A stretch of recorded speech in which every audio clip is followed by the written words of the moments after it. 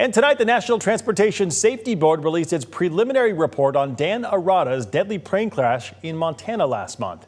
KREM 2's Connor McAvoy breaks down what we know about the investigation so far. Connor? Well, Dan Arrotta was a well-known member of the Spokane community. He was the owner of Arrotta's Automax and RV, as well as Arrotta's Mitsubishi. New details show what happened leading up to the crash, but questions about the plane's maintenance remain unanswered.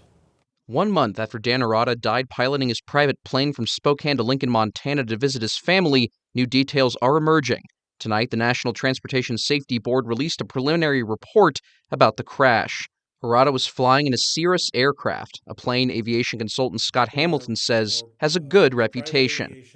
It's one of the most advanced airplanes out there for private aviation. Documents show Arrotta left Spokane in his plane just after 8 p.m. on October 24th. He was headed to the Lincoln Airport in Montana to meet his brother for a fishing trip.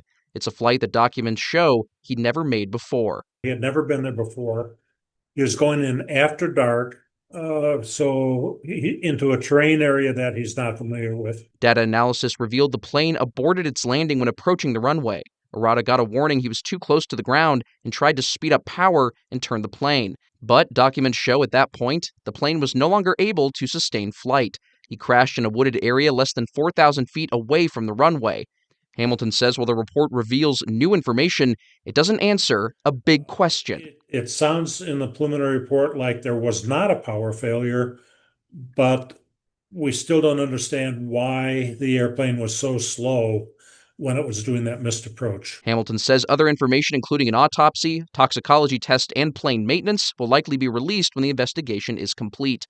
He says property maintenance is a major factor to consider when looking at a plane's design and safety, despite the Cirrus's reputation. It's an advanced airplane, and an airplane in many respects is only as safe as the maintenance, which is why the...